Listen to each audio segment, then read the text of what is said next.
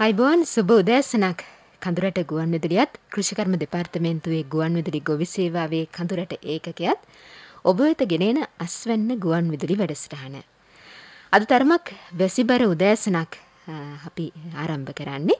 මේ උදෑසන අපි සූදානම් අදත් අස්වැන්නෙන් තවත් සුවිශේෂ මාතෘකාවක් ඔස්සේ සාකච්ඡා කරන්නට. බොහෝ දෙනෙක් අදත් නිවෙස් වලට වෙලා ඇති. කෙසේ වෙතත් ඔබ ඉන්න තැනක සිට කඳුරට සේවය අසන්නට පුළුවන්. ඒත් එක්කම අපේ දුරකථන මාර්ගය විවෘතයි. ඔබේ ප්‍රශ්නවලට අපි ඒ සඳහා පිළිතුරු ලබා දෙන්නටත් සූදානම්. මුලින්ම මතක් කරනම් දුරකථන අංකය 081 222 88 44 081 222 88 44. රස ගුණ පළතුරු සුරකිමු කනතුරු. එයයි අද අපි තේමාව විදිහට යොදාගන්නේ. රසගුණ පළතුරු සුරකිමු කනතුරු. ඔබට හොඳින් පැහැදිලි ඇති දැන් අපි කතා කරන්නේ ගසක පළතුරු පළදාව ලැබිලා ඒ අස්වැන්න කොහොමද අපි අනුභවයට පරිභෝජනයට ගන්න අවස්ථාව දක්වා සුරක්ෂිත කරගන්නේ. මේ පිළිබඳව අපි අද සාකච්ඡා කරනවා. නිවැරදි වස්සන නෙවීම, පසු අස්වනු තාක්ෂණික කටයුතු, පළතුරු ඉදවීම, මේ වගේ මාතෘකා උපමාතෘකා ගණනාවක් ඔස්සේ අපි සාකච්ඡා කරන්න සූදානම්. මැදිරියට පැමිණ සිටිනවා කෘෂිකර්ම දෙපාර්තමේන්තුවේ ගුවන්විදුලි ගොවි සේවාව නියෝජනය කරමින් සහකාර කෘෂිකර්ම අධ්‍යක්ෂ සංවර්ධන අජිත් ගුණසේකර මහත්මයා. අජිත් මහත්මයා අයිබෝන් සුබ උදෑසනක්. අයිබෝන් සුබ උදෑසනක්. අජිත් මහත්මයා මගේ පෙර අත්දැකීම් අනුව මේ මාතෘකාව නැත්නම් පළතුරු ගැන කතා කරද්දී තමයි අපි අසන්නන් බොහෝ සෙයින් උනන්දු වෙන්නේ. මොකද බොහොම රසවත් මාතෘකාවක්නේ. මම හිතනවා එය සර්වකාලීනයි. මේ කාලේට විශේෂයෙන්ම වැදගත් වෙනවා. මොකද පළතුරු අස්වැන්න වැඩි වශයෙන් ලැබෙන කාලයක් නිසා අජිත් මහත්මයා. ඇත්තටම මේ පළතුරු කියන වචනය ඇහෙනකොටත් අපිට යම්කිසි රසවත් බවක් හිතට දැනෙනවා. ඒ වගේම කුඩා ළමුන්, වැඩිහිටියන්, මහලු මේ හැමෝටම හැම කාලයකටම පෝෂණය ලබා දෙන්නට පුළුවන්. ඒතකොට දිරවීමේ ශක්තියක් තියෙන විටමින් වැනි පෝෂ්‍ය සංඝටක ඉතාමත් බහුලව තිබෙන ප්‍රතිඔක්සිකාරක ගුණයෙන් යුක්ත පිළිකාවනි බෝනවන රෝගවලට වැළැක්වීම සඳහා දැඩි උපකාරීත්වයක් ලබා දෙන ආහාර කාණ්ඩයක් විදිහට පළතුරු හඳුන්වන්නට පුළුවන්. ඒ වගේම පළතුරු ගැන කතා කිරීම අතිශයින් වැදගත් කියලා අපි හිතන්නේ කාලීනව බලපුවාම අපි මේ මාතෘකාව ගැන හැම අවුරුද්දෙම වගේ කතා කරනවා. මොකද මේක වරින් වර මතක් කිරීමටත් වැදගත් කාරණයක්.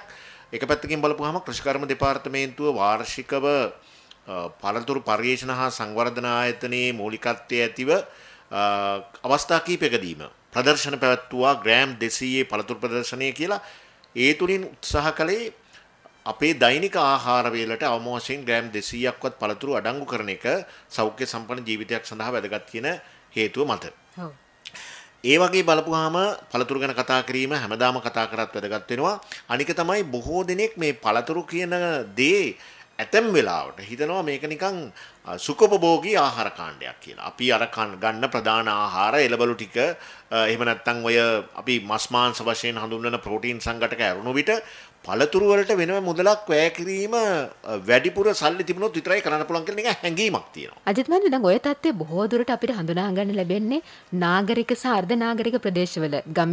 ගම්වල නම් මේ පළතුරු කියලා කියන්නේ ඒ වගේ සුඛෝපභෝගී ආහාරයක් නෙවෙයි. සාමාන්‍ය එදිනෙදා අපි පරිභෝජනයට ගන්න සාමාන්‍ය දෙයක් නේද? සාමාන්‍ය දෙයක්. හැබැයි ඒ පහසුවෙන් ලබා ගන්න පුළුවන් මේ වටිනා පෝෂ්‍ය සංඝටකය අපේ ආහාර වේලට අඩංගු කරගන්න ඕන කියන හැඟීම සමහරලාට නගරයට වඩා ගමයාගේ අඩුයි. මොකද මේ සුලභතාවය නිසාම උන්ට ඒකේ අගයක් නැති තත්ත්වයක් පත්වලා තියෙනවා. දැන් අපි දන්නවා විරලු තියෙන කාලෙට ස්වභාවික පරිසරයේ හැදෙන විරලු ගහකින් ඇතිතරම් විරලු වැටෙනවා. මේක ඉතාමත් පෝෂණීය ආහාරයක්. විශේෂයෙන්ම උණ භාවිත පළතුරු කාණ්ඩයට අයිති වෙන කහට සහිත පළතුරු බොහෝමයක් තියෙනවා. අපේ ස්වභාවික පරිසරයේ નિરાයාසයෙන් හැදෙන. අපි වැඩි අවධානයක් යොමු කරලා හදන්නට ඕන දේවල් නෙවෙයි ඒවා. නමුත් ඒවා ඉතාමත් පෝෂ්‍ය ආහාර. ඒ වගේම වරකා වැනි පළතුරු වර්ග අපිට ඒ කාලේට බොහෝමයක් ගන්නට පුළුවන්. ජම්බු රඹුටන් වැනි ආහාර අපේ ග්‍රාමීය පරිසරයේදී ඉතාමත් සරුවට වැඩුණු අවස්ථා අපිට ආහාර ගන්න තියෙන අවස්ථා තිබෙනවා. ඉතින් අර සල්ලි වියදම් කරලා නැතුවත් අපිට පුළුවන් බොහෝ පළතුරු වර්ග කාලෙන් කාලෙට අපේ රටේ ආහාරය සඳහා ඇතුළත් කරගන්න. ඉතින් දැන් අද දවසේ මේ පළතුරු පිළිබඳ මාතෘකාව කතා කරන්නට විශේෂයෙන් අපි කල්පනා කළේ දැන් අපි බැලුවොත් එහෙම මාර්තු අප්‍රේල් වලින් පස්සේ ඔය අගෝස්තු වගේ වෙනකන් එන කාලෙදී ටිකක් පළතුරු සුලභ කාලයක් තමයි අපිට දකින්න ලැබෙන්නේ. දැන් ඒ කාලෙදී අපි කොහොමද පළතුරු නෙලා ගැනීම පිළිබඳව සැලකිලිමත් වෙන්නේ? ඒ වගේම නෙලාගත් අස්වැන්න අපි කොහොමද සුරකීම පිළිබඳව සැලකිලිමත් වෙන්නේ? ඒ වගේම ඒ අස්වැන්නෙන් අපි නෙලාගත් පළතුරු ආහාරට ගන්නා තෙක් පසුවසුරු තාක්ෂණික කටයුතු කොයි ආකාරයෙන් අපි සැලකිල්ලෙන් කරන්නට ඕනද කියන කාරණය අද අපි අවධානය යොමු කරන්නට බලාපොරොත්තු වෙනවා. ඇත්තටම පළතුරු ගැන කතා කරන්නට පළතුරු පර්යේෂණ ආයතනය හොරණ අපි ප්‍රධානම පළතුරු පර්යේෂණ ආයතනය. එතන ඉන්න සම්පත්දායකින් අපි සම්බන්ධ කර ගැනීමට සහ ගන්නෝරුව පර්යේෂණ ඒකකයක් තියෙනවා. පළතුරු පර්යේෂණ ස්ථානයක් තියෙනවා. ඒ සම්පත්දායකයන්ුත් සම්බන්ධ කරගන්නට යම් උත්සාහයක් කළා. නමුත් පහුගිය දවස්වල තිබුණු ටිකක් කාර්යාලීය කටයුතු වල තියෙන අක්‍රීය ස්වභාවය, ඒ වගේම ඉන්ධන ප්‍රශ්න, ප්‍රවාහන ගැටලු වගේ දේවල් තියෙන නිසා අද මැදිරියට අපිට සම්පත්දායකින් සම්බන්ධ කරගැනීමේ අපහසුතාවයක් තිබුණ නිසා අපි මෙහිසිට කතා කරන්නට බලාපොරොත්තු වෙනවා. අවශ්‍යතාවයක් වුණොත් අපි සම්පත්දායකිනුත් සම්බන්ධ කරගන්නට බලාපොරොත්තු වෙන සිටිනවා. හොඳයි අජිත් මහත්මයා. එහෙමනම් අපි ඒ කාර්යයට වැඩසටහන ඉදිරියට ගෙන යමු. අපි දැන් කතා කරමු අජිත් මහත්මයා. දැන් අපේ රටේ විවිධ පළතුරු වර්ග අපිට හඳුනා ගන්න පුළුවන්. විවිධ මේ කියන්නේ ස්වභාවය අනුව වෙනස්, පැහැය, රසය, ගුණය මේ හැම අතින්ම වෙනස්.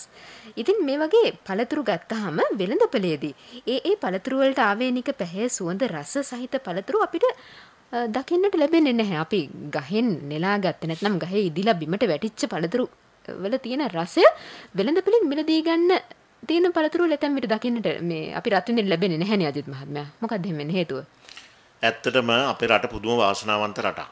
අපේ රටේ විවිධ ප්‍රදේශ සලකා බලුවොත් එහෙම ඒ ප්‍රදේශවලට ආවේනික පළතුරු වර්ග තිබෙනවා. ඒ වගේම සමහර කාලවලට වැඩිපුර හටගන්නා වැඩිපුර අස්වැන්න දෙන වෙළඳපොලේදී වැඩිපුර දකින්න ලැබෙන පළතුරුත් තියෙනවා. ඒ වගේම සමහර පළතුරු තියෙනවා අවුරුද්දේ ඕනම කාලයකට අපි උදාහරණයක් වශයෙන් කෙසෙල් ගමුකෝ. අවුරුද්දේ ඕනම කාලයකදී මාස 3න් 3ට කෙසෙල් පඳුරකින් අස්වැන්න දෙන්න පුළුවන් තත්ත්වකුත් තියෙනවා. මේ ස්වභාවය කොපමණ තිබුණත් අපේ රටේ වාණිජ වශයෙන් 50ක් විතර පළතුරු වර්ග වගා කළත් මේවා එකිනෙකට වෙනස් රසයෙන් යුක්ත සංචාරකින්ගේ ආකර්ෂණ දිනා ගන්නා පළතුරු බවට පත් වුණත් අපි වෙළඳ පොළට ගිහින් පළතුරු මිලදී ගන්න ගියාම පාරිභෝගිකයා අසරණ වෙන අවස්ථා තිබෙනවා. පාරිභෝගිකයාට පශ්චාත්තාප වෙන්න තිබෙන අවස්ථා තිබෙනවා. ඒකට මූලිකම හේතුව තමයි පළතුරු නිසි කලට අස්වනු නෙලාගන්නේ නැතිකම. දැන් උදාහරණයක් වශයෙන් ගත්තොත් එහෙම අපි ඔය ප්‍රධාන ආහාරය වන බත, ඒ වගේම අතිරේක ආහාර භෝග ලෙස අපි භාවිත කරන විවිධ ධාන්‍ය වර්ග, මාෂ භෝග, අල භෝග යනාදිය ඇරුණහම අපි ආහාරයට ගන්නා තෙක් එක්තරා ජීවී තත්ත්වයකින් යුක්තව අපි කියන්නේ fresh vegetables, fresh fruits කියලා කියන්නේ. නැවුම් පළතුරු නැවුම් මෙලවලු. එතකොට ඒ අර සජීවී ගතිය තියාගෙන පරිභෝජනය කරන්නට ගන්නා පාරිභෝගික ද්‍රව්‍යයක් තමයි සුපිරි වෙළඳ සැලේ හරි කොහේ හරි තියෙන ද්‍රව්‍ය එළවලු සහ පළතුරු. මේ දෙකේ අර ජීවිතාවය රැකගෙන ඉන්න ඕනේ. දැන් අපි පරිප්පු, කව්පි, මුංගට ගත්තොත් මේවා යම් කිසි සකස් කිරීමට ලක් වෙලා වියලි තත්වයකටපත් වෙච්ච ආහාර කාණ්ඩනේ. ඒවා තෙතබරිතව තියෙන්නේ නැහැනේ. නමුත් එළවලු පළතුරු වල තියෙනවා ජීවී බවක්. එතකොට ගෙදර අරගෙන ගියාම දැන් සීතකරණයෙන් ගත්තා වගේ තිබෙන අලුත් පළතුරු නම් අපි කැමැති.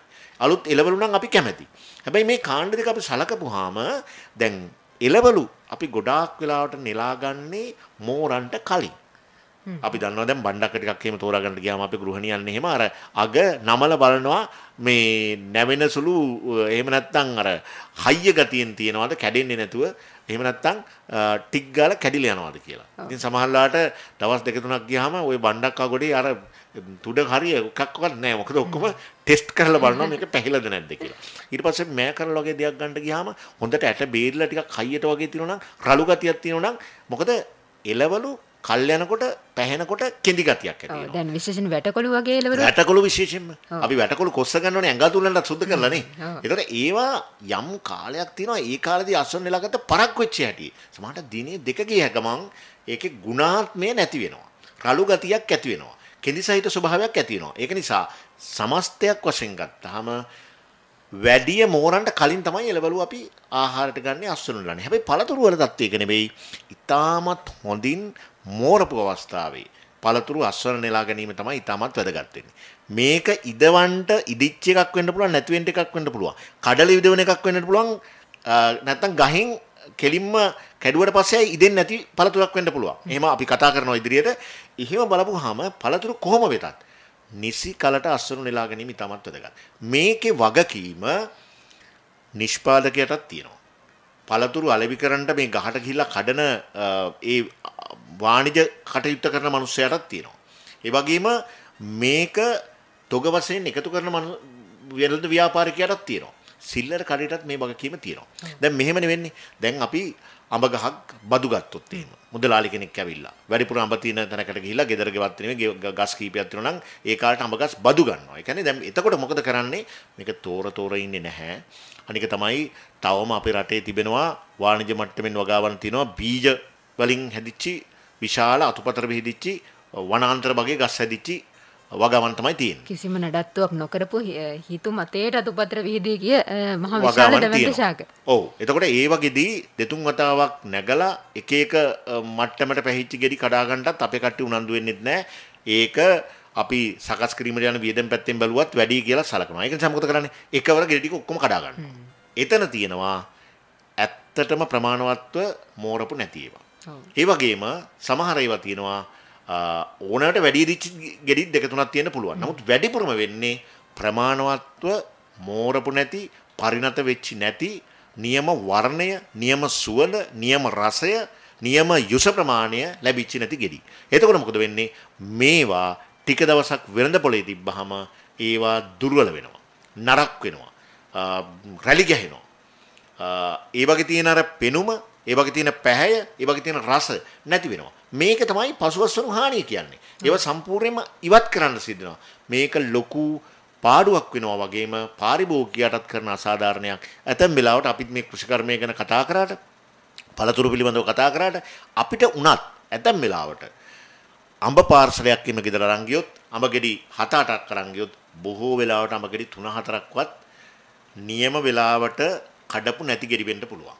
ඒක තේරෙන්නේ නැහැ. මොකද කෘත්‍රිම ක්‍රමවලට ඉදෙව්වට පස්සේ ලස්සනට කහපාටට මේ ගෙඩිය ඔක්කොම පෙනුනත් ඊටමත් පළපුරුද්දෙන් ප්‍රවේශමෙන් ගෙඩියෙන් ගෙඩිය තෝරලා ගෙදර රංගිරි ගිය ගමන් නැත්තම් මොකද වෙන්නේ? කපල වලපුවාම තමයි තේරෙන්නේ දිය රහ තියෙන ඇතුලේ බීජය පවා කැපිලා යන නියම ප්‍රමාණයට මෝරපු නැති ගෙඩි තමයි අපි අරන් තියෙන කියන කාරණේ එන්නේ. ඒක නිසා වෙළඳපළේදී බොහෝ වෙලාවට ගුණාත්මක පළතුරු අපිට ලබා ගන්න බැරි වෙන්න ප්‍රධානම හේතුව තමයි නිසි කලට මෝරණකම් ඉන්නේ නැතිව මේ වගේ අස්වනු නෙලීමේ කාරණේ. අජිත් මහත්මයා දැන් මට ඔබතුමාම කියද්දී අහන්න හිතෙනවා දැන් අපේ පාරිභෝගිකයන්ගේ ආරක්ෂාව සම්බන්ධයෙන්මුත් අපිට වගකීමක් ගන්නට සිදු වෙනවානේ. එතෙන්දී පාරිභෝගිකයන්ට දැනුමක් තියෙනට ඕනේ වෙළඳපළේට ගිහිල්ලා පළතුරු තෝරා ගනිද්දි මේවා හොඳට පැහිලා ඉදිච්ච පළතුරුද නැත්නම් මේ කෘත්‍රිමව ඉදවපු ප්‍රමාණතරම් නොපැසුණු පළතුරුද කියලා කොහොමද හඳුනාගන්න පුළුවන්ද? මේ බාහිර ස්වරූපයෙන් හෝ ඒ අල්ලලා බලලා හරි කොහොම හරි ක්‍රමයක් තියෙනවද හඳුනාගන්න? බොහෝ වෙලාවට දැන් අපි අද මේ සාකච්ඡාව තුළදී අපි පොඩ්ඩක් තව ඉදිරියට ගියාම මේ සාකච්ඡාවේ පසුභාගයේදී කතා කරන්න බලාපොරොත්තු වෙනවා අස්වනු නෙලීමට වඩාත් සුදුසු අවස්ථාව පළතුරු වල මොකක්ද කියන කාරණේ. ඒ වගේම දැන් අපි මෙහෙම හිතමුකෝ. දැන් අඹ ගෙඩියක් නේද? අඹ වගේ පළතුරු වල తত্ত্বය ඇත්තටම අපිට පුළුවන් නම් ගහේම ඉදිච්ච ගෙඩි කන්ට ඊට වඩා නැවුම් රසක් අපිට නැහැ. ඒක තමයි හොඳම වැඩේ. නමුත් එහෙම කරන්න බෑනේ. එකක් තමයි ඒවා විනාශ වෙලා යනවා. අපිට බෑ ඒවා පාලනය කරන්නට. ඒක නිසා අපිට සිද්ධ වෙනවා වාණිජ මට්ටමින් වගා කරනකොට, ගෙදර ගෙඩියක් දෙකක් හදනකොට නෙවෙයි වාණිජ මට්ටමින් වගා කරනකොට යම් ප්‍රමාණයකට යම් ප්‍රමාණවත් පෝරපු ගෙඩි ඔක්කොම කඩලා ඇතැම් වෙලාවට හදිස්සියක් නැත්තම් ඒවා කැඩුවට පස්සේ දෙන්න පටන් ගන්නවා. ඊට පස්සේ අපිට ආහාරයට ගන්නට පුළුවන්. එහෙම නැත්නම් අලෙවි කරන්නට පුළුවන්. එහෙම නැත්නම් ඊටත් වඩා වාණිජ මට්ටමින් මහා පරිමාණයෙන් වගා පළතුරු නෙලන කට්ටිය කරන්නේ ඒවා કૃත්‍රිම ක්‍රම වලට ඉදවන එක. දැන් ඒ ඉදවපු ගම තමයි සමහර වෙලාවට අපිට ඔය තෝරා ගැනීමේ කටයුත්ත අමාරු. එක් එහෙම කොහොම වුණත් අපි ඉදිරියට කතා කරන්න තිබුණා. අපි සාමාන්‍යයෙන් කතා කරනවා නම් එහෙම දැන් පැෂන් ෆෘට් වැනි වැල්දොරම් වගේ ගෙඩියක් ගත්තොත් එහෙම අපිට පේනවා ටිකක් හොඳට පිරිච්ච ගතියෙන් යුක්තව. මෙහෙම අතට අරන් තට්ටුවක් දාපුවම හොඳට නිකන් බර හඬක් වගේ එන. ඔව්. යුස ඇතුලේ තියෙනකොට වැඩිපුර බරයි. ඒ බර ගතිය තියෙන. පොත්තේ රැලි ගතිය අඩු. අක්‍රමවත් නැතුව පැහැපත් ආකාරයකින් වර්ණවත්ව තිබෙන ගෙඩි අපිට කියන්න පුළුවන් හොඳ ගෙඩි කියලා. වැඩිපුරම අපි වෙළඳ පොලේදී එක එක ප්‍රදේශවල එක එක කාලයට තියෙන තාමත් ජනප්‍රිය පළතුරක් නේ රසවත් පළතුරක් නේ අඹ කියන්නේ. දැන් අඹ ගෙඩියක් බැලුවොත් එහෙම අඹ ගෙඩියේ අපි මිලදී ගන්න අඹ ගෙඩියේ හොඳට බලන්න ඕන අර නැට්ට හරියෙන් වගේ ඉස්සිච්ච ගතියක් තියෙනවද කියලා. ඒ කියන්නේ නටුව සම්බන්ධ වෙන තැන දෙපැත්තේ අර උරහිස් ඉස්සිච්ච ගතියක් තියෙනවා. ඒ වගේම අතට ගත්තාම අපිට නම් හොඳ බරක් තියෙනවා වගේ ගතියක්. ඒක තියෙනවා නම් පාටින් අපිට කියන්න පුළුවන් යම්කිසි ආකාරයකින් කහපාට ඉදිච්ච පළතුනේ අනිත් ඒ වගේ අනවශ්‍ය විදිහට දිලිසෙන්නේ නැතුව ටිකක් දිලිසෙන ගතිය අඩු වෙලා තියෙනවා නම් ඒ වගේ ගෙඩියක් නටුව කිට්ටු රැලි ගතිය නැතුව හොඳට පිරිච්ච ගතියක් තියෙනවා නම් ඒවා නියම කාලෙට මෝරලා කඩපු ගෙඩි කියලා අපිට හිතන්න පුළුවන්. දැන් අපි ඔය උතුරු පළාතේ උතුරු මැද පළාතේ සමහරලාට මොකක් හරි කාරණයකට එනකොට අපිට පුළුවන් ඒ ප්‍රදේශවල තියෙනවා අර ගබඩාවල කෘත්‍රිම ක්‍රමයට ඉදවපු නැති නැවුම්ව අස්වන නෙලාගත්ත එයාලගේම වතු වලින් අස්වන නෙලාගත්ත ගෙඩි ගොඩ ගහලා තියෙනවා. මේවා ගැන ලොකු විශ්වාසයක් අපිට තියන්න පුළුවන්. මොකද ඒ වගේ නැවුම් ගතියත් වැඩි. ඒ සමහර වෙලාවට දැන් කඩලගෙන ආපු වගේ ගතියක් තියෙනවා ඒ වගේ. ඒ වගේ අර නටුව ටිකක් වැඩිපුර තියෙන නටුවක් එහෙම ගත්තොත් එහෙම කිරි වෑස්සෙන ගතියක් තියෙනවා. ඒකට අපිට නිකන් හිතනවා මේක දැන් ටිකක් නිකන් අලුතෙන් කැඩුවා කියලා හිතන්න පුළුවන්. හැබැයි වැඩිපුර කිරි වෑස්සෙන ගතියක් තියෙනවා නටුවෙන්. ඒක නියම කාලට මෝරපු ගෙඩියක් නෙවෙයි. කිරි වෑස්සෙන ගතිය අඩු වෙනවා අර විදෙන ගතිය නැති වෙනවා නියම කාලට මෝරන්න පටන් ගත්තාම. ඒ වගේ ගෙඩි අපිට තෝරගන්න ලේසි කෘතිමව ඉදවන්න උත්සාහ කරන ගෙඩි වලට වඩා. ඒ වගේම අපි ගත්තොත් එහෙම රඹුටන් වගේ දෙයක්. රඹුටන් වගේ ගෙඩි අපිට හොඳ තත්ත්වෙන් තියෙනවා කියලා අපිට තීරණය කරන්න පුළුවන්. සමහර වෙලාවට අපිට හිතෙනවා රඹුටන් කඩනකොට ඒ වගේ තියෙනවා වටේට කෙඳි සහිත ස්වභාවයක්. ඒකින්ද පස්වස්සනු හානිය අඩු වෙන හින්දා බිමට කැඩුවත් කමක් නැහැ කියලා. හැබැයි එහෙම වෙන්නේ නැහැ. රඹුටන් ගෙඩිය වුණත් මල්ලකට කැඩුවේ නැත්තම් දැලකට කැඩුවේ නැත්තම් දවස් 2-3 යනකොට කළු පාට වෙලා අවපැහැයක් ගන්නවා. මේවා අපිට මිලදී ගන්නකොට තෝරලා බයලා ගන්න පුළුවන්. ඒ වගේම සාමාන්‍යයෙන් ආවේනික පාටක් තියෙනවා රඹුටන් ගෙඩි වල. දැන් කහ පාට නම් රඹුටන් ඒක හොඳ කහ පාටට තියෙන්න ඕන. රතු පාට නම් රතු පාටට තියෙන්න ඕන. සමහර වෙලාවට තියෙනවා කහ රතු මිශ්‍ර ස්වභාවයකින් ගෙඩි දිනවා. ඒ වර්ගය අනුව පාට වෙනස් වෙනවා. ඉතින් මේ වගේ විකෘති තත්ත්වයක් තියෙනවා නම් එහෙම අපිට ඒවා හඳුනා ගන්නට පුළුවන්. මතක තියාගන්න ඕන රඹුටන් කියලා කියන්නේ කඩලාපුවාම ඉදෙන જાතියක් නෙවෙයි. ඒක හරියට වෙලාවට කැඩුවොත් තමයි රසවත් රඹුටන් ගෙඩියක් අපිට කන්න පුළුවන්. හොඳයි අපිට තවත් බොහෝ දේවල් තියෙනවා පළතුරු හා සම්බන්ධයෙන් කතා කරන්නට අපි ඔබට ආරාධනා කරනවා අපිත් එක්ක එකතු වෙන්න 0.1 222 222 44 දුරකථන මාර්ගයෙන් අජිත් මහත්මයා කෙටි විරාමයක් ලබා ගනිමුද අපි ගීතයක් සඳහා නැත්නම් තවත් මාතෘකාවක් කතා කරමු. ඔව් අපි තව ටිකක් කතා කරමු. එහෙනම් අජිත් මහත්මයා අපි අවධානය යොමු කරමු. දැන් මේ අපි තවත් සවිස්තරාත්මකව කතා කරලා ඇතැම් පළතුරු තියෙනවා කැඩුවට පස්සේ ඉදෙන පළතුරු. සමහර පළතුරු එහෙම නැහැනේ.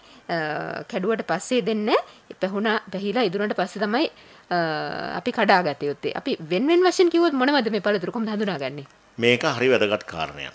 දැන් ඕනම කෙනෙක් ස්වභාවිකව දන්න කාරණයක් තමයි ඇතැම් පළතුරු කැඩුවහම ඉදෙනවා. ඇතැම් පළතුරු කැඩුවහම ඉදෙන්නේ නැහැ. එතකොට විශේෂයෙන් එතනදී අපි සැලකිලිමත් වෙන්න ඕන කාරණයක් තමයි අර කැඩුවට පස්සේ ඉදෙන්නේ නැති පළතුරු කඩනවා නම් කඩන්න ඕන තාමත් නිවැරදි අවස්ථාවේදී. දැන් අපි උදාහරණයක් වශයෙන් ගත්තොත් එහෙම සිට්‍රස් කුලේ පළතුරු ගමුකෝ. දොඩම් වගේ දේවල්. දොඩම් වගේ දේවල් කැඩුවට පස්සේ ඉදෙන්නේ නැහැ. නිකන් කහපාට වෙන්න පුළුවන්. ඒ දුර්වල වෙනකොට ගෙඩිය. ඒවා ඉදෙන්නේ ඉදීමක් සිදු වෙන්නේ නැහැ. ගහේදී ප්‍රමාණවත් පරිදි ඒක යුස පිරුණු ඉදුණු ස්වභාවයට ආවට පස්සේ තමයි අපිට ඒක කඩන්න සිද්ධ වෙන්නේ. අපිට බෑ ඒක බලෙන් ඉදවන්න. දැන් මේ ස්වභාවය අනුව ඔබගේ ප්‍රශ්නයට අනුව අපිට පුළුවන් පළතුරු ප්‍රධාන කාණ්ඩ දෙකකට බෙදෙන්න. ඒ බෙදෙන්නේ මේ විවිධාකාරයෙන් අපිට කාණ්ඩ වලට බෙදන්න පුළුවන්. මේ කැඩුවට පස්සේ ඉදෙන ඒවයි කැඩුවට පස්සේ ඉදෙන්නේ නැති ඒවයි කියලා. හැබැයි ඊට වඩා ඒක විද්‍යාත්මක ස්වභාවයක් තියෙනවා. අපි මේ කාණ්ඩ දෙක විද්‍යාත්මකව හඳුන්වනවා ක්ලයිමෙක්ටරික් පළතුරු සහ නන් ක්ලයිමෙක්ටරික් පළතුරු කියලා. ක්ලයිමෙක්ටරික් පළතුරු කියලා කියන්නේ සරලව කියනවා නම් එහෙම කඩලා ඉදවන්න පුළුවන් කැඩුවහම ඉදෙනවා. ඒක නන් ක්ලයිමෙක්ටරික් කියලා කියන්නේ එහෙම නැත්නම් ක්ලයිමෙක්ටරික් නොවන පළතුරු කියලා කියන්නේ ඒවා නිසි අවස්ථාවේදී කඩලා ඊට පස්සේ පරිභෝජනය කරන්නට අවලි කරන්න ගන්නවා මිසක් කැඩුව කඩලා අපිට හදිස්සියට ඉදවන්න බෑ. දැන් මේ දෙකේ අතර ලොකු වෙනසක් තියෙනවා. එකක් තමයි කැඩූ පළතුරු වල ශ්වසන වේගය ඉහළ යනවා ක්ලයිමෙක්ටරික් පළතුරු වල. මොකද්ද ශ්වසනය කියන්නේ? දැන් හුස්ම ගන්නවා පිට කරනවා. අපි ඔක්සිජන් ගන්නවා කාබන් ඩයොක්සයිඩ් පිට කරනවා කියලා කියනවනේ. ඒතර පළතුරුත් ඔහොම තමයි. පළතුරු කැඩුවට ඒවා සජීවී. ඒවා අපි කඩලා තිනකොට ගබඩාවේ තිනකොට ප්‍රවාහණය කරනකොට ඒකයි කියන්නේ හොඳට වාතාශ්‍රය ලැබෙන විදිහට ප්‍රවාහණය කරන්නට කියලා. මේවා ශ්වසනය කරනවා. හුස්ම ගන්නවා පිට කරනවා.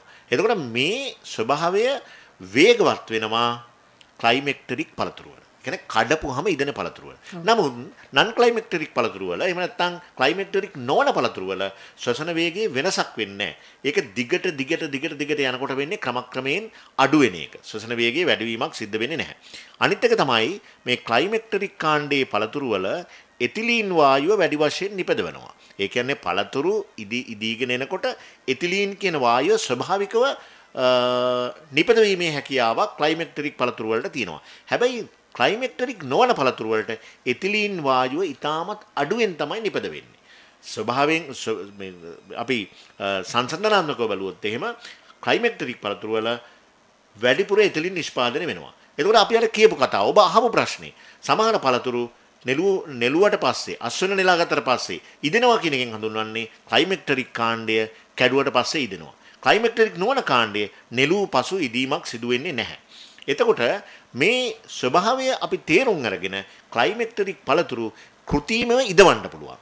අපි දැන් එතිලීන් වායුව ස්වභාවික නිෂ්පාදනය වෙලා ඉදිච්ච පළතුරු ගොඩක පළතුරු ක්‍රමයෙන් ඉදෙනවනේ. අපිට මහා පරිමාණයෙන් පළතුරු ඉදවනකොට පෙට්ටියක වෙන්නට පුළුවන්, කුටීරයක වෙන්නට පුළුවන්, කාමරයක වෙන්නට පුළුවන් පළතුරු ඉදවනකොට කෘත්‍රිමව අපිට එතිලීන් වායුව සපයලා අපිට පුළුවන් ක්ලයිමැක්ටරික් පළතුරු ඉදවන්න. හැබැයි non climateric පළතුරු වලට එතිලීන් සැපයීමෙන් අපිට බලාපොරොත්තු වෙන විදිහේ ඉදවීමක් කරන්න බෑ. හැබැයි දැන් ওই වචන කියනවත් එක්කම බොහෝ දෙනෙකුට දැන් මේ කියනකොට මතක් වෙනවා මොනවද අර පළතුරු climateric අර පළතුරු climateric නොවන. ඒ කියන්නේ කැඩුවට පස්සේ ඉදෙන. එහෙම නැත්නම් කැඩුවට පස්සේ ඉදවන්න පුළුවන් climateric කාණ්ඩේ පළතුරු වලට තමයි අපි කවුරුත් දන්න කෙසෙල්. කෙසෙල් ඉදෙනවනේ. කෙසෙල් ඊටමත් පැහැපත් කෙසෙල් ඇබරියක් අපි ගෙදර ගෙනලා මේසෙ තිබ්බොත් එහෙම දවස් දෙකක් යනකොට නියම ගණන් තමයි. ඊට පස්සේ ආය නිකන් කෙසෙලුත් එපා වෙනවා නේද? රසත් වෙනස් වෙනවා. නිකන් අර තැලිච්ච ස්වභාවයක් වගේ අර ස්වභාවික ගුණාත්මක රසය නැති තත්ත්වය. අඹ අපිට පුළුවන් කැඩුවට පස්සේ ඉදෙන පළතුරක්. ඒක ඉදවන්නත් පුළුවන් අපිට. විශේෂයෙන්ම අඹ ඉදවීම කෘතිමව සිදු වෙනවා. ඒ වගේම තමයි අලිපේර.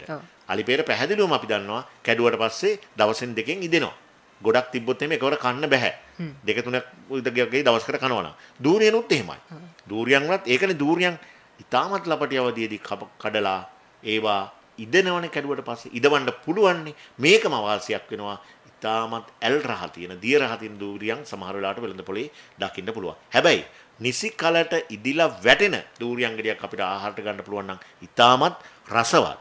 කෙසෙල් උනත් ගහේ තිබ්බොත් ඉදෙනවා. ඉතින් ඒක අපිට බලා ඉන්න පුළුවන් දෙයක් නෙවෙයිනේ. අපේ ඵලදායීතාවයත් අඩු වෙනවා ඊඩමේ සතුන්ගෙන් ආරක්ෂා කරගන්නත් බෑ. ඉතින් අපිට එහෙම තියන්න අවශ්‍ය නැහැ. කෙසෙල් ගෙදර ගෙනලා ඉදවන්න පුළුවන්. ඊළඟට කොස් ගෙඩියක් කඩලා අපි දන්නවා කොස් ගෙදර අරන් යනකොටත් අර මේ ගෙදර යන්න පරක් වෙනවා නම් කොස් කලින් අරන් තියාගන්න බෑ. සමහර මඩු ගෙදර ගිහලා උයන්නත් බෑ. පැණි රස ගතියක් වෙනවා. ඒ වගේම පැෂන් ෆෘට්, වැල්දොඩම්. මේකෙත් ස්වභාවය තමයි කැඩුවට පස්සේ ඉදෙනවා. ඒකත් ක්ලයිමැක්ටරික් පළතුරු ගාන්නේ. පැපොලොත් එහෙම තමයි. පැපොල් අපි දන්නවා වෙළඳපොලේදී ඊටමත් 100ට 20ක් 25කට වගේ ඉදිච්චි පැපොල් ගෙඩියක් අපිට කිසි ප්‍රශ්නයක් නැතුව ගුණාත්මක අලුත් මේ පැපොල් ප්‍රභේද තියෙනවා. ඒවා තැලෙන්නෙත් නැහැ. ගෙදර අරන් ගිහිල්ලා දවස් 5ක් 6ක් වුණත් සමහරවල්ලාට තියාගන්න පුළුවන් අවස්ථා තියෙනවා. ඒකට ක්ලයිමැක්ටරික් නොවන කාණ්ඩේ කැඩුවට පස්සේ ඉදවන්න බැරි ඒවා. ඒ කියන්නේ නිසි අවදියට අනිවාර්යයෙන්ම කඩන්න ඕන කියන කාරණේ. හැබැයි මේකෙන් අදහස් කරන්නේ නැහැ අඹ නිසි අවදියට කැඩුවේ නැතත් ඉදවන්න පුළුවන් කියලා. ඒක තමයි අපිට තියෙන ලොකුම අවාසිය. ඒ හැම දෙයක්ම නිසි අවදියට කැඩිය යුතුයි. හැබැයි කොහොමවත් කෘතිමව ඉදවන්න බෑ ක්ලයිමැක්ටරික් නොවන කාණ්ඩ. ඔබටත් කියනකොට මතක් වෙන්න පුළුවන් දැන් අන්නාසි. අපිට පස්සේ ඉදවන්න බෑ. ඒක නියම අවස්ථාවට කඩන්න ඕන. රඹුටනුත් එහෙමයි. ගහේ අපිට රඹුටන් කඩන්න පුළුවන් ඕන වෙලාවක රඹුටන් නියම ඉදිච්ච අවස්ථාවකදී කෙසෙල් ගෙඩියක් කනවා වගේ අඹ ගෙඩියක් කනවා වගේ නෙමෙයි රඹුටන් ගෙඩියක් ගහෙන් කඩලා අපිට කන්න පුළුවන්. ඒවා නිසි අවදියේදී නෙළුවොත් තමයි අපිට පරිභෝජනය කරන්න පුළුවන්. ගුණාත්මක තත්ත්වෙන් ගන්න පුළුවන්. මැංගුස්ත් එහෙමයි මැංගුස්ටින්. ඒ වගේම දොඩම් නාරම් ලෙමන් දෙහි ඕවා ඇවිල්ලා ඊළඟට ග්‍රේප් ෆෘට් කියලා කියනවා. ඊට පස්සේ ජම්බෝල කියලා කියනවා. මේ ඔක්කොම දොඩම් පවුලේ ගෙඩිනේ. ඒවත් නිසි අවදියේදී කැඩුවොත් අපිට කන්න පුළුවන්. ජම්බෝල ගෙඩියක් අපිට ගහෙන් කඩලා කන්න පුළුවන්. අය ඉදවන්නත් බෑ. ඉදෙන්නෙත් නැහැ. ඒවා කල් තිබොත් වෙන්නේ ඉදෙන එක නෙවෙයි. රැලි ගැහිලා පිරිහෙනවා ගෙඩිය. වාෂ්ප වෙලා ඒ අවපැහැගෙන වෙලා ඒක ස්වභාවය දුර්වල වෙනවා. අනික තමයි කාමරංග, මිදි, දිවුල් මේවත් අපිට කෘත්‍රිමව ඉදවන්න බැරි. ශ්වසන වේගය කැඩුවට පස්සේ වැඩි වෙන්නේ නැති ස්වභාවයෙන් එතිලින් වායුව නිෂ්පාදනය ඉතාමත් දුර්වල කාණ්ඩේ පළතුරු. හොඳයි. ඔබට ඔන්න අවබෝධයක් ලැබෙන්නට ඇති. කොහොමද මේ පළතුරු ගහේම පැහිලා ඉදිලා නෙලාගත යුතු පළතුරු මොනවද? කැඩුවට පස්සේ පැහිලා ඉදලා කැඩුවට පස්සේ ඉදෙන පළතුරු මොනවද කියන කාරණේ ගැන ඔබට පැහැදිලි අවබෝධයක් ලැබෙන්නට ඇති. හොඳයි අජිත් මහත්මයා දැන් අපි කතා කළොත් මීළඟට දැන් ඒ පළතුරු වල අස්වනු නෙලන අවස්ථාව තීරණය කරන එකත් තරමක් අභියෝගාත්මකයිනේ. ප්‍රධාන පළතුරු වර්ග ගත්තොත් අඹ, කෙසෙල්, පැපොල්, සිට්‍රස් වර්ගයේ පළතුරු රඹුටන් අපි මේවා කොහොමද කැඩිය යුතු කාල සීමාව අස්වන නෙලිය යුතු කාල සීමාව තීරණය කරන්න කියලා කතා කරමු අජිත් මහත්මයා. ගීතමය විරාමයක් ලබාගෙන උදේ 8යි විනාඩි 30යි දැන් වෙලාව. ඔබ එකතු වෙලා ඉන්නේ අස්වන්න සමග අපිත් එක්ක එකතු වන්න 0.1 222 88 44න්.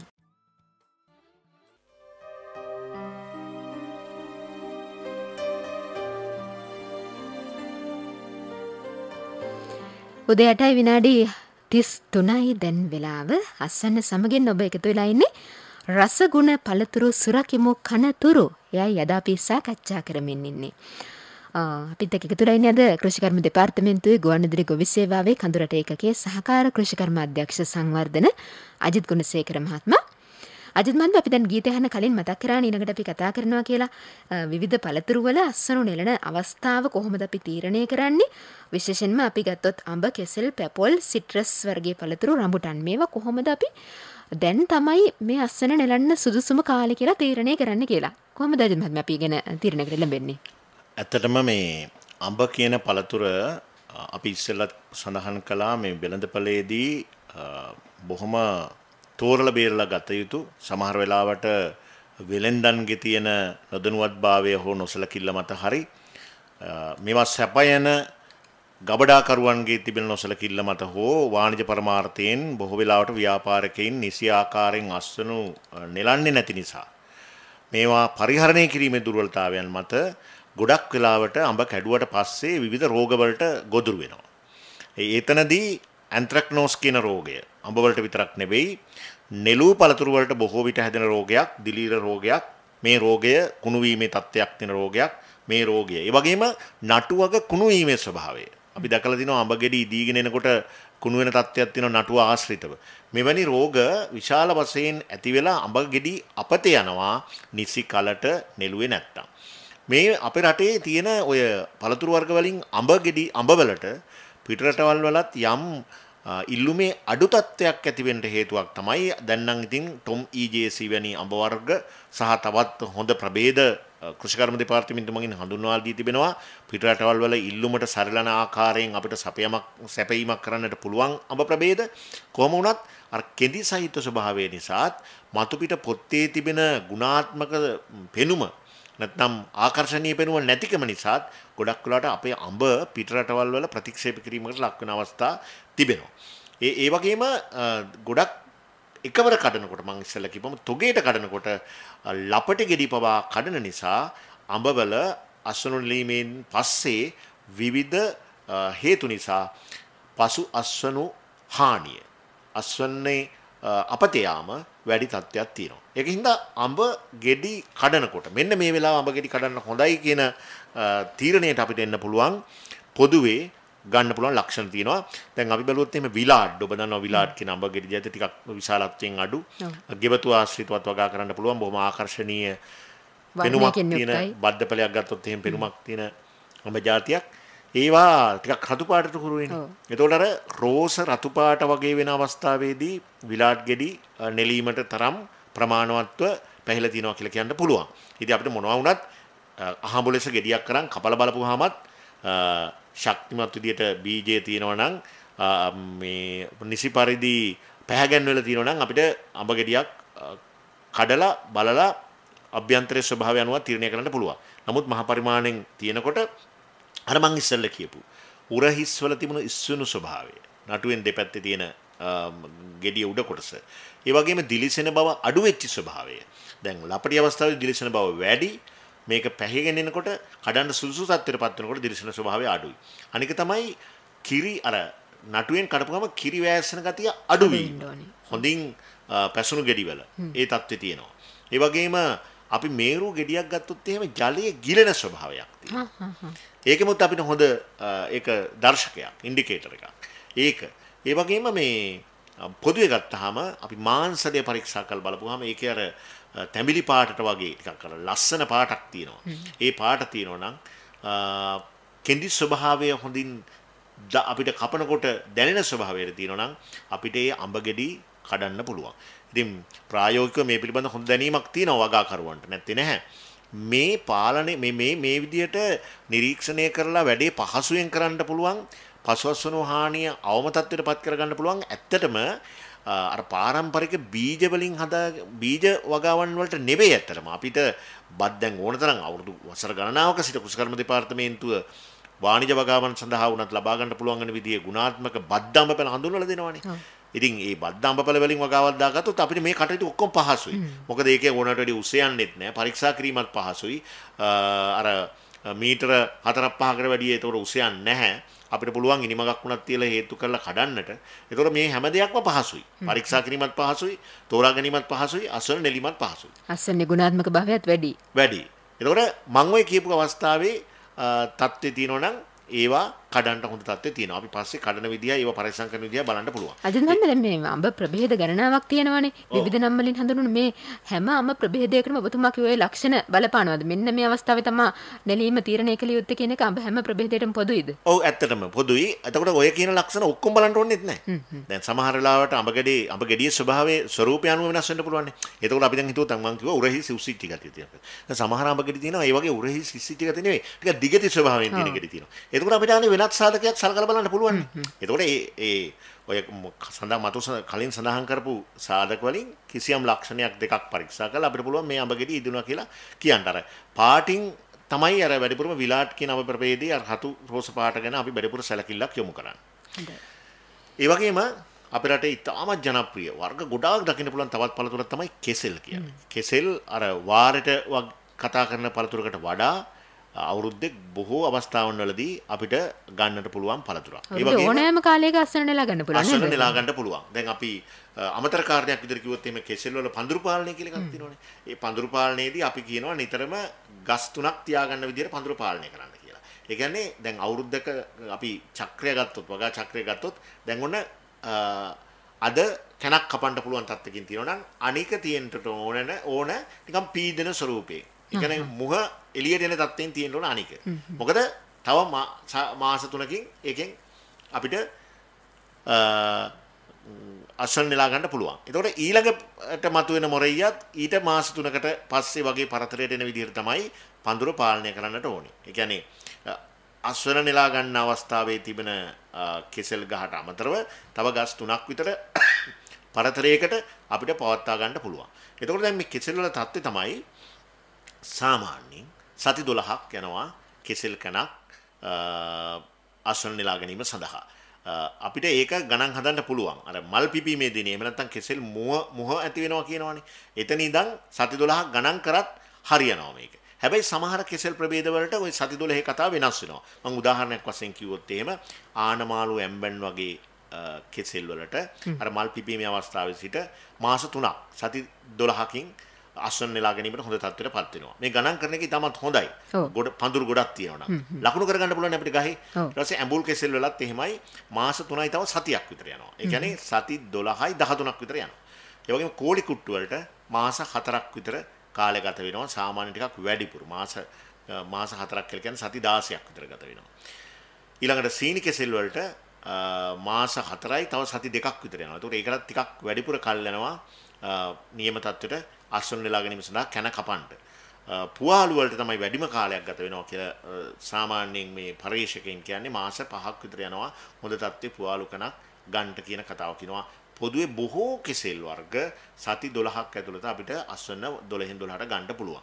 අනික තමයි අර තද කොළ ස්වභාවයේ ඉඳන් ලා කොළ පැත්තට වෙනස් වෙනකොට. ඒ වගේම අපි දන්නවා කෙසෙල් වල ගෙඩියක් ගත්තොත් දාර ස්වභාවයක් තියෙනවානේ. ඒ ධාරමය ස්වභාවය අඩු වෙනවා හොඳට පිරිච්චාම. ඔබට හොඳට තේරෙනවා ඇති. හදිස්සිය හරි වැස්සට හරි ගහක් කඩා වැටලා ගෙන ආපු කැනක් එහෙම තිබ්බොත් එහෙම ගොඩක් ඔය පොඩි කෙසෙල් වර්ග වල අපිට දකින්න ලැබෙන ලක්ෂණයක් අර දාර ගතිය, හතරස් ගතිය වගේ තියෙන ස්වභාවය වැඩි. නමුත් මේවා පිරුණු රවුම් දාර ස්වභාවය අඩු වෙච්ච තත්ත්වයක් තියෙනවා නම් කෙසෙල් අපිට පුළුවන් නිවැරදි ප්‍රමාණයට අස්වැන්න නෙලා ගන්නට දැන් වැඩි වර්ධනය වෙලා තියෙනවා, මෝරලා තියෙනවා කියලා තීරණය කරන්න. අනිත් තවත් පළතුරු වර්ගයක් තමයි ප්‍රධාන වශයෙන් ඉතාමත් ගුණාත්මක රසවත් අපි බොහෝ දෙනෙක් කැමති පළතුරක් තමයි පැපොල් කියලා කියන්නේ. ඒතකොට පැපොල් අස්වන නෙලා ගැනීමේදී සමස්තයක් වශයෙන් ගෙඩියක් ගත්තාම ඒකෙන් 25ක් 30ක් පමණ කහ පාට වෙච්ච අවස්ථාව. එහෙම නැත්නම් අපි පැපොල් වගාව ආරම්භ කරලා මාස 8ක් 10ක් විතර ගියාම අපිට පළවෙනි අස්වැන්න ගන්න පුළුවන්. එතනින් පස්සේ ක්‍රමක්‍රමයෙන් ගෙඩි වරින් වර අපිට අස්වැන්න නෙලා ගන්න පුළුවන්. ඒතර ගෙඩියක ස්වරූපය බලුවොත් එහෙම 25ක් 30ක් විතර කහ පැහැගැන්විච්ච අවස්ථාවක් අපිට පුළුවන් අස්වැන්න නෙලා ගන්න සුදුසුයි කියලා තීරණය කරන්න. ඔව් අජිත් මහත්මයා අපිත් එක්ක හැම සතියෙම වගේ අපිත් එක්ක සම්බන්ධ වෙන අපේ අසන්නෙක් මාතලේ අතිරහපිටි ආනන්ද ලිනරච්චි මහත්මයා අපිත් එක්ක සම්බන්ධ වෙන අදහසක් කියන අපි සම්බන්ධ කරගමු එතුමාව. අයිබෝන් සුබෝදෑසනක් ආනන්ද මහත්මයා. අයිබෝන් සුබෝදෑසනක්. ඇත්තම බොහොම හොඳ මාතෘකාවක් තෝරගෙන තියෙන්නේ මේ වෙනකොට රටේ පළතුරු බහුලව ඉදෙන කාලේ. දැන් අඹ බාරේ. එතකොට අනිකුත් පළතුරු ගොඩක් තියෙන කාලේ. එතකොට අපිට නැවුම් හොඳ පිදිච්ච ගහේ පැහිච්ච පළතුරු නගරේ ලබා ගන්න නැහැ. ගම්වල ගස්වල ඉදිරියට වැටෙනවා. වාණිජ මට්ටමේ බෙලෙන්දු ගොඩ හරියක් කරන්නේ කඩන ඔක්කොම පැහිච්චයි හමුවයි මේ පැහිලා නැතිව ඔක්කොම කරලා රසායනික ද්‍රව්‍ය යොදලා තමයි වෙළඳ පොලේ තියෙන්නේ. දැන් මලි peer උනත් එම හොඳ පැහිච්චාල peer ගෙඩියක් ගත්තාම ඇටේ හෙල්ලෙන්න ඕන. එහෙන් ගන්න ඕන. එහෙම නැහැනේ. ඉතින් හොඳ ගුණාත්මක පළතුරක් නගරේ ලබා ගන්න බොහොම අමාරුයි. ඉතින් මේකට දෙකොල්ලම වා කියනවා පරිභෝග මේ වෙළඳත්වය කියන්න ඕනේ. නිෂ්පාදකත්වය කියන්න ඕනේ. නිෂ්පාදක ගුණාත්මක භාවයෙන් දෙන්නේ නැහැ. පරිභෝගිකයට ලැබෙන්නේ මේ ඥාන පළතුර. බොහොම ස්තුතියි අවස්ථාව ලබා දෙන්න. බොහොම ස්තුතියි ඔබතුමන්ටත් අපිත් එක්ක සම්බන්ධ වුණාට ආනන්ද මහත්මයා. අජිත් මහත්මයා. ඇත්තටම මේ ආනන්ද මහත්මයා බොහෝ වෙලාවට අපි වැඩසටහන බොහොම සංවේදීව කන් දෙන අකණ්ඩව අපත් එක්ක යාව ජීව සම්බන්ධතාවයේ පවත්වන අසන්නෙක් මෙවන් අදහස් ඉදිරිපත් කිරීම ප්‍රශ්නයක් මගින් ගැටලුවක් විසඳගන්න තිබුණේ නැතත් අත්දැකීම් විස්තර කර ගැනීම ඇත්තටම ගීතානි හරි වැදගත්. හරි වැදගත් අජිත් මහත්මයා. මොකද එතුමා මේ හැම විටම මේ ගහත් වෙලත් එක්ක ජීවත් වෙන කෙනෙක්නේ. ගොවිතැන්පත් කරමින් ඒත් එක්කම වගා කටයුතු කරමින් ඉන්න කෙනෙක්ගේ අත්දැකීම් අපිට ප්‍රයෝජනවත් වෙනවා අජිත් මහත්මයා. අනිවාර්යයෙන්ම ඔව්. එතකොට මේ දැන් ගොවි ජනතාවගේ අදහස් සුමාරු කරගත්තාම මේක අහගෙන ඉන්න අනිත් අයත් හිතනවා නේ ඒක ඇත්ත කියලා ඒවා තහවුරු කර ගැනීමක් ඇති වෙනවා. එතකොට තමයි මේ වැඩසටහන වල සාකච්ඡා මණ්ඩපයක් වඩපත් වෙන්නේ. පත් වෙන්නේ. නැත්තම් මේක අර Tamanට නුහුරු අලුත් දෙයක්ම නෙවෙයිනේ මේ අපි කියන්නේ. ගොවි ජනතාවට අපි එදිනෙදා කෘෂිකර්මයක ඉගෙන ගත්තේ නැතත් කෙසෙල කනක ස්වභාවය බලන දේවල් අපි මේ කතා කරනවා. ඒතකොට මේවා ගැන තහවුරුවක් ඇති කරගන්න පුළුවන් අපිට ශ්‍රාවකයන්ගේ අත්දැකීමුත් හුවමාරු කරගත්තාම. බොහොම ස්තුතිවන්ත වෙනවා අපි එතුමාට. ඒ වගේම මම දැන් පැපොල් ගැන කිව්වා. රඹුටන් ගැන ගත්තොත් එහෙම වසර 3-4කින් රඹුටන් වගාවකින් රඹුටන් ගසකින් අපිට අස්වැන්න නෙලා ගන්න පුළුවන්. අපි ඒ අවස්ථාවේදී විශේෂයෙන්ම අපි සලකන්න පුළුවන් කාරණේ තමයි අර රඹුටන් වල මම කලිමුත් කිව්වා ආවේනික පැහැය. ඊටමත් හොඳින් ඒ වර්ණ ගැන්විච්ච අවස්ථාව හොඳයි අපට අස්වැන්න නෙලා ගන්න. ඊළඟට අන්නාසි මේ රඹුටන් අන්නාසි මේ දෙකම ඇවිල්ලා අර ක්ලයිමැක්ටරික් නොවන නන් ක්ලයිමැක්ටරික් පළතුරුනේ. මේවා නෙළුවට පස්සේ අපිට ඉදවන්න කෘතිමව හැකියාවක් නැහැ. ඒක නිසා නිසිකලට අස්වැන්න නෙලා ගන්න ඕනේ. අන්නාසි ගෙඩියක් ගත්තාම ඒකේ තියෙනවා ඇස් කියලා දෙයක්. අර තියෙන්නේ කලාප වගේ. මෙන්න මේවා හොඳට පිරීලා තියෙන. පළල් වෙලා තියෙන. ඇස් ඇකිලිච්ච නෙවෙයි. ඇස් හොඳට දිගෑරලා තියෙන අවස්ථාව තවත් පැතින් කියනවා නම් අන්නාසි ගෙඩිය ගත්තොත් මේකේ පාට ගත්තොත් එහෙම 125ක් විතර පැහැගැන් වෙලා තියෙන අවස්ථාව, කහ පාට රැහැලා තියෙන අවස්ථාව අස්වැන්න නෙලා ගැනීම සඳහා හොඳයි. ඒ වගේම මීට වඩා ටිකක් වෙනස් ආකාර පළතුර තමයි මේ වැල්දුනම් කියලා කියන්නේ. වැල්දුනම් ගත්තොත් එහෙම කහ පාට ප්‍රභේදයක් දිනවා, දම් පාට වැල්දුනම් දිනවා, පැෂන් ෆෘට් වැල්දුනම් දිනවා. මේ වගේ කහ පාට ප්‍රභේදයක අස්වැන්න නෙලා ගන්න දින 70ක් විතර යනවා. මල් පිපිලා අස්වැන්න නෙලා ගන්න දින 70ක් විතර යනවා. දම් පාට ඒ වගේ දින 90ක් විතර යනවා. මේකෙත් පාට වෙනස් වෙනකොට සම්පූර්ණයෙන් කහ පාට වෙන්න ඕනේ නැහැ. අතරම පැෂන් වගේ දෙයක්. ඒක වෙළඳ පොලේ තියෙනකොට ටික දවසකින් මේ කහ පාට වෙනවා. ප්‍රවේශම් වෙන්න ඕන කාරණයක් තමයි දැන් පින්න සහිතව තියෙනකොට පොත්තේ මතු පිට වතුර සහිතව තිබ්බොත් එහෙම පැෂන් ගෙඩිය දුර්වර්ණ වෙනවා, දුඹුරු පාට වෙනවා, නරක් වෙන්න බලනවා. ඒක නිසා වියලි තත්වයෙන් පොත්තේ තියෙන නිසි ප්‍රමාණයට පහට ගැන්වෙච්චි ගෙඩිය අස්වැන්න නෙලීම සඳහා ගන්න එක හොඳයි. ඒ වගේම නොමේරු ගෙඩි කැඩුවොත් එහෙම ඒ වගේ යුස ප්‍රමාණය අඩුයි. අපිට ගෙඩියක් කඩපුවම තේරෙනවා නිකන් බර ගතියක්, වතුර පිරිච්ච ගතියක් වගේ තියෙනවා වැල්දොඩම් වල හොඳට පිරිච්චාම. අනික තමයි අර අපි කතා කරපු නාරං, දෙහි, ලෙමන්, ග්‍රේප් ෆෘට්, ඒ වගේම ජම්බෝල කියලා අපි හඳුන්වන සිට්‍රස් කුලයේ පළතුරු වල ඒවත් මේවා නෙළුවට පස්සේ දෙන්නේ නැති නන් ක්ලයිමැක්ටරික් පළතුරු මේ වගේ ගෙඩිය හොඳට විශාල වෙච්චාම තද කොළ පාට ඉඳන් ලා කොළ පාටට පොත්තේ පැහැ වෙනස් වෙච්චාම ඒ වගේම අපි පරීක්ෂා කරලා බලුවොත් එහෙම ලෙල්ල තුනී තත්වයටපත් වෙච්චි. හොඳට අර ගොරෝසු ගතිය නැති මෘදු ස්වභාවයකින් අල්ලනකොට අපිට දැනෙනවා නම් පැහැපත් වර්ණයක් තියෙන අවස්ථාවේ ගෙඩි අපිට සිට්‍රස් කුලේ අස්වැන්න නෙලා ගන්න පුළුවන්. ඔය අස්වැන්න නෙලා ගැනීමේ අවස්ථාව පිළිබඳව දල හැඳින්වීමක් තමයි අපි කිව්වේ. හොඳයි මම හිතනවා ඔය ප්‍රමාණවත් වේ කියලා අස්වැන්න නෙලා ගැනීමේ අවස්ථාව තීරණය කරන ඔබට බොහොම ඵලදායීව උපයෝගී කරගන්න පුළුවන්. අජිත් මහත්මයා දැන් මේ පළතුරු සුරක්ෂිතව නෙලා ගන්න එකත් වැදගත්නේ. අපි විවිධ ක්‍රම උපයෝගී කරගන්නවා පළතුරු නෙලද්දී කෙක්කකින් නෙලා ගන්නවා. ඇතැම් දෙනෙක් කෙක්කේ අර ගෝණියක් වගේ බැඳලා ඒ තුලට වැටෙන්න නෙලා ගන්නවා. දැලක් බඳිනවා. විවිධ ක්‍රම උපයෝගී කරගන්නවා. ඇතැම් පළතුරු බිමටත් නෙලන අවස්ථා තියෙනවා. දැන් මේ කොහොමද අජිත් මහත්මයා හරි විදිහ සුරක්ෂිතව කොහොමද පළතුරු අස්වැන්න නෙලා ගන්න අපි? ඇත්තට මේ පිළිබඳව අපේ බොහෝ අසන්නන්ටත් අත්දැකීම් තියෙන්න පුළුවන්. අපි කොල්ලුකමට ආසාවට ඉස්කෝලේ යනකොට රංචුවක් පිටින් ඉන්නකොට ලස්සනට මේ බරවැල් තියෙන අඹ අත්තකට එහෙම ෂොට් එකක් දීලා පොල්ලකින් පාරක් දීලා පැහිච්ච ගෙඩියක් කාලා සතුටු වෙනවා තමයි. නමුත් ඒක අපි නිසියාකාරව අස්වැන්න නෙලා ගැනීමේදී එහෙම අපිට අස්වැන්න නෙලා ගන්න බෑ. අපිට ඒක සිද්ධ මොකද මේ පළතුරු වල මම අර මුලින් සඳහන් කරපු පසු අස්වැනු හානිය ඇති වෙන්නේ. පළතුරු අපතයන්ට ප්‍රධානම හේතුවක් වෙන්නේ යාන්ත්‍රිකව ඇතිවෙන හානි. ඒ කියන්නේ කෘමියෙක් නිසා හානි වීම, පළතුරු මැස්සවැනි කෘමිය නිසා හානි වීම, එහෙම නැත්නම් රෝගයක් නිසා, දිලීර රෝගයක් නිසා, කුණු වීමක් නිසා ඇතිවෙන හානි නෙවෙයි. ගොඩක් පළතුරු අපතේ යනවා යාන්ත්‍රික හානි නිසා. යාන්ත්‍රික හානි කියලා කියන්නේ අපිව හැන්ඩල් කරනකොට ඇතිවෙන වැරදි. එහෙම නැත්නම් පරිහරණය කිරීමේදී ඒ අවස්ථා කීපයක් තියෙනවානේ. කඩනකොට, අහුරනකොට, කඩන ආකාරය අනුව ඊට පස්සේ ප්‍රවාහනයේදී ගබඩා කිරීමේදී මේ ඊට පස්සේ වෙළඳ පොලේදී අහුරනකොට මේ හැම වෙලාවෙම ප්‍රවේශමෙන් පරිහරණය කරන්න ඕන. එතකොට යාන්ත්‍රික හානි අඩු වෙනවා. එතකොට පළතුරු අපතේ යාමත් විනාශ වීමත් පසුවස්සුණු හානියත් අඩු වෙනවා. දැන් අපි දන්නවා ගොඩක් වෙලාවට අඹ ගස්වල මම ඔය කිරි සම්බන්ධයෙන් කතා කරා. ඒ කිරි අඹ ගෙඩියේ මතු පිට තැම්පත් වුණොත් එහෙම ඒක ගෙඩිය ගුණාත්මය අඩු වෙන්නට ඒකේ රෝග තත්ත්වයටපත් වෙන්න හේතුවක් වෙනවා. ඒ නිසා කිරි අඩුවෙන් වැස් වෙන අවස්ථාව සාමාන්‍යයෙන් අපි සලකන්නේ උදේ 10 ඉඳන් හවස 3 වගේ වෙනකන් කාලේ. කිරි වැස්සීම අඩු අවස්ථාව. මොකද කැඩෙනකොට කිරි වැඩිපුර වැස්සුනොත් එහෙම ගහ මතු පිට කිරි තැම්පත් වෙලා ඒවා නරක වෙන්න පුළුවන්. ඒක නිසා ඊළඟට ඒ වගේ අවස්ථාවක් ගන්න එක සහ දැලක් පාවිච්චි කරනවා නේ ගොඩක් වෙලාවට අඹ කඩනකොට. අර වලල්ලක් සහිත යකඩ වලල්ලක් සහිත දැලක් පාවිච්චි කරනවා. සමහරවිට මේක දියුණු කරන්නට පුළුවන්. අර අඹ පොකුරට මේ දැල දැම්මට පස්සේ කතුරකින් කපන විදියට කම්බියකින් ඇදලා කතුරකින් කපන විදියට දියුණු කරපු උපකරණක් තියෙනවා. අජිත් මම දැක පසුව මේ අත්හදා බැලීම් විදිහට විවිධ උපකරණ සකස් කරගත්ත අවස්ථාර ප්ලාස්ටික් බෝතලයක් මගින් මේක එකට ගැට ගහලා පළතුරු අර ප්ලාස්ටික් බෝතලය ඇතුළට වැටෙන විදිහට. ඒකල බොහොම සුරක්ෂිතව නෙලා ගන්න පුළුවන්. ඔව්. අන්න දැන් අපිට පුළුවන් නම් අතින් කඩලා හිමි ඉස්සරහට මල්ලකට දාන්න ඔක්කොට වැඩිය හොඳයි. නමුත් ඒක කරන්න බෑනේ. ඒක නිසා අර වගේ දැලකින් කඩන එක ඉතාමත් වැදගත් වෙනවා. ඒ වගේම අපි දැකලා තියෙනවා අර ওই ගෙඩි සමහරවිට මල්ලකට එකතු කරලා මල්ල පල්ලයට බහිනවා. එහෙම නැත්නම් අර අපහසු තැනක ඉන්නකොට පහලට ගෙඩි විසික් කරනවා. විසික් කරනකොට ඒවා අල්ලන ක්‍රමයක් තියෙනවා. දැකලා තියෙනවා නේද? අර ගෝණියක් වගේ එකක් දාලා ඒ සමහරවිට ඒ ගෝණියේ දික් අතට කෙලවරවල් දෙකේ වාටි දෙකේ කෝටු දෙකකුත් තියෙනවා. එතකොට ඒ ගෙඩිය වැටෙනකොට ගෝණියට වැටෙන්නේ. ඊට පස්සේ ආපහු හෙමින් සැරේ බිමින් මල්ලකට මේ අතුරනුවකට උඩට දානවා. පළතුරු වලට ලැබෙන පීඩනය අඩු වෙනවා එතෙන්දී. පීඩනය අඩු වෙනවා, තැලීම අඩු වෙනවා. ඒ යාන්ත්‍රික හානිය තුලින් අපිට පළතුරු ආරක්ෂා කරගන්නට පුළුවන්.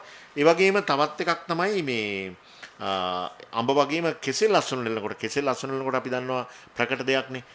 ඊටමත් පරිස්සමෙන් කෙසෙල් අස්වැන්න නෙලා ගන්නවා. මොකද කෙසෙල් කැනක ගෙඩියක මතු පිටින් ඇතිවන යාන්ත්‍රික හානි, සීරීම්, තුවාල ඉදෙනකොට ලස්සනට දකින්න පුළුවන්.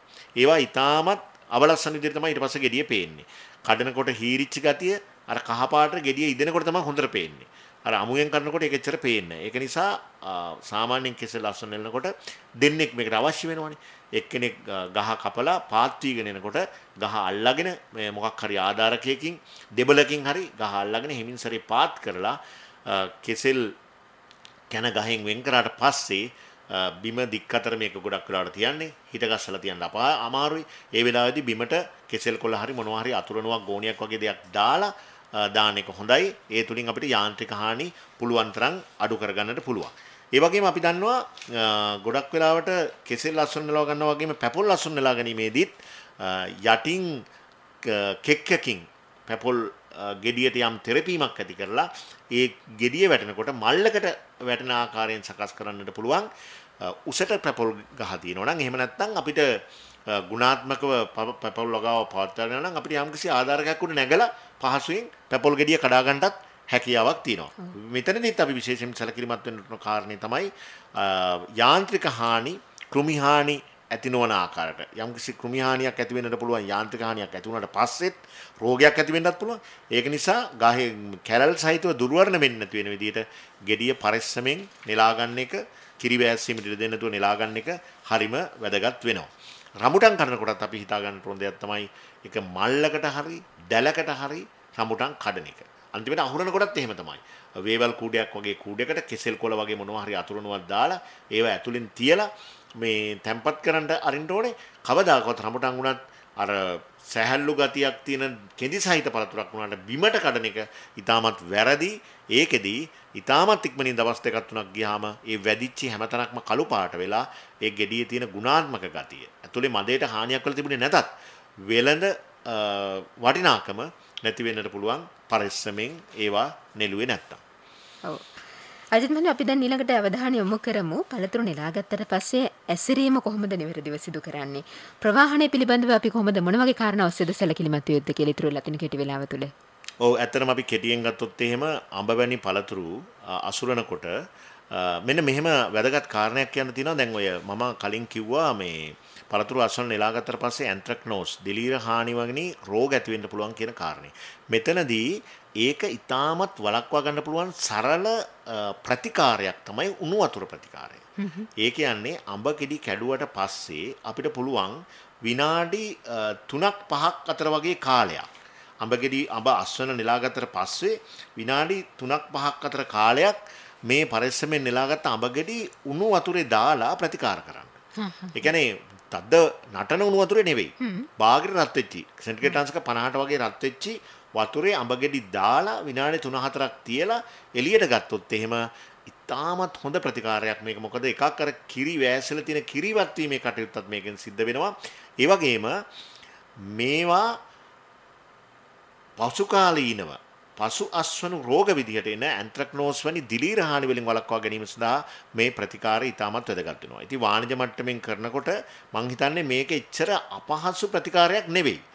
ඒ කඩන ගෙඩි ටික පරිස්සම් කරගන්න හොඳ උපක්‍රමයක් විදිහට උණු වතුර ප්‍රතිකාරය හඳුන්වන්න පුළුවන්. ඒ වගේම ගහෙන් ගෙඩි කැඩුවට පස්සේ එක එක ප්‍රමාණයට නටු තියෙන්න පුළුවන්.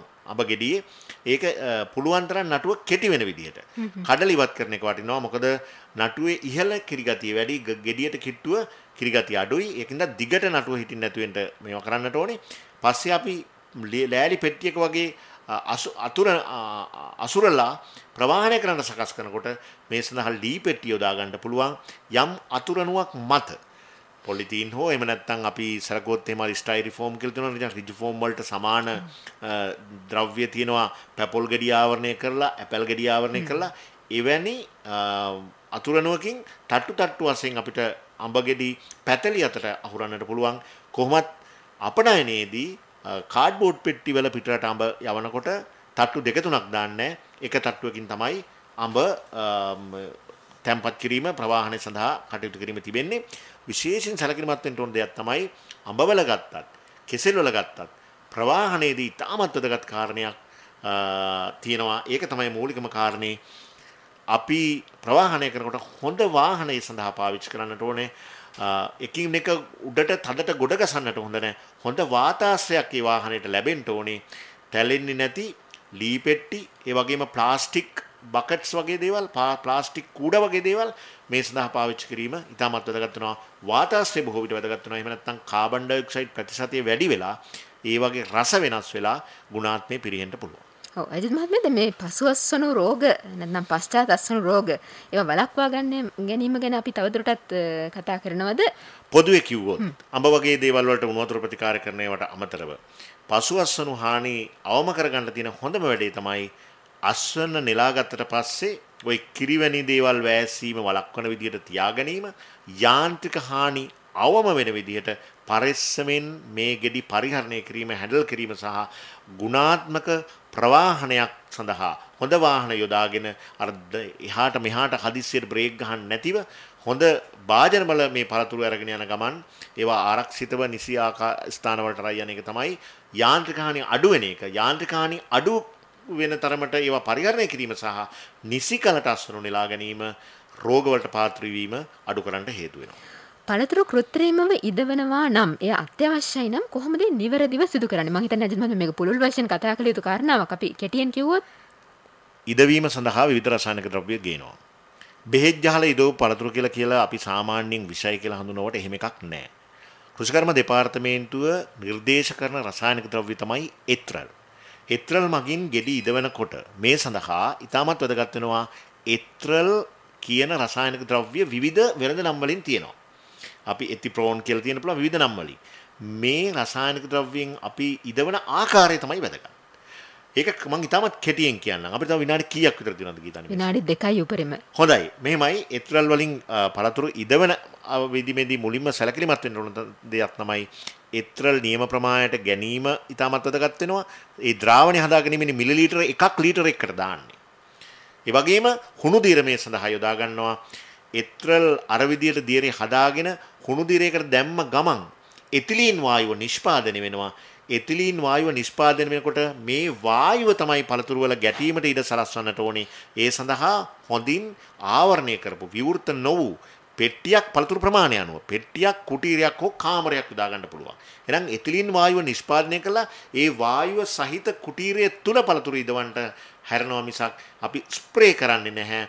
එතිලීන් පළතුරු වල ගාන්ට උත්සාහ කරන්න හොඳ නැහැ. ඒ වගේ ගැටීමට සලස්වන්න හොඳ නැහැ. එතිලීන් වායුවෙන් තමයි පළතුරු ඉදවීම කරන්නට ඕනේ. ඉතින් මේ රසායනික ද්‍රව්‍ය අනුපාතයකට තෝරා ගැනීම පිළිබඳව ඔබට කෘෂිකර්ම උපදේශකවරයාගෙන් අහන්න පුළුවන්. නැත්නම් ගුවන්විදුලි ගොවි සේවාවේ 2388යි 388 දුරකථන අංකයට කතා කරලා අපෙන් උපදෙස් ලබා ගන්නට. එහෙම නැත්නම් ගන්නෝරුව පළතුරු පරිශන ස්ථානය අපි කියන්නම් අපිට ආසන්නම ස්ථානය 2388යි 387 එතෙන්ටත් කතා කරලා ඔබට පුළුවන් පළතුරු ඉදවීම සම්බන්ධව වැඩිදුර විස්තර ලබා ගන්න. අජිත් මහත්මයා අපි මේ ගත කරන කාල වකවානුව බොහොම තීරණාත්මක කාල වකවානුවක්. ආහාර සුරක්ෂිතතාව පිළිබඳ වැඩි අවධානයක් යොමු කළ යුතුයි. අපි හැම පුද්ගලයෙකුටම විශාල වගකීමක් තියෙනවා මේ සම්බන්ධයෙන්. ආහාර සුරක්ෂිතතාව සම්බන්ධයෙන් අපි කෙටියෙන් යමක් කියමු අවසන් වශයෙන්. ඇත්තටම අරගලය කියන වචනේ ඉතාමත් ප්‍රකටයි මේ කාලේ. නොනවතින අරගලයක් අපේ තරුණ පරම්පරාව අරගෙන යනවා තම තමන්ගේ ඉදිරි බලාපොරොත්තු සාක්ෂාත් කරගන්න. ඒක පිළිබඳව විවිධාකාරයෙන් විවාද සංවාද තියෙන්න පුළුවන්. මම මේ කියන්න යන්නේ මේ පිළිබඳව නෙවෙයි. අපිට මේ තියෙන ආර්ථික සන්දර්භය තුල පාරිභෝගික ද්‍රව්‍ය සඳහා අති විශාල මුදලක් වැය කරන්න තියෙන කාලේ gedara තියෙන විශාල අරගලයක් දෛනික ආහාර වේල ලාභෙට සපයා ගැනීම සඳහා.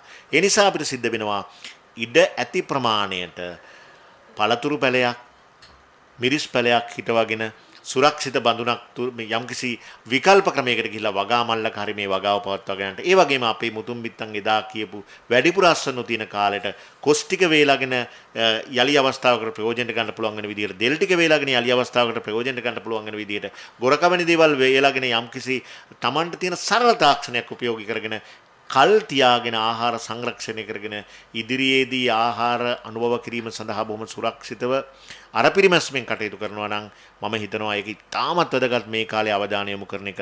මොනවා හරි දෙයක් ගෙදර පුළුවන් විදියට හදාගන්න පලාමිටියක් කපා ගන්න පුළුවන් වෙන විදියට මිරිස් කරලක් දෙකක් කපා ගන්න පුළුවන් වෙන විදියට මේක පර්ස් එකටත් හොඳයි පෝෂණයටත් හොඳයි තමන්ගේ ආර්ථිකයටත් හොඳයි.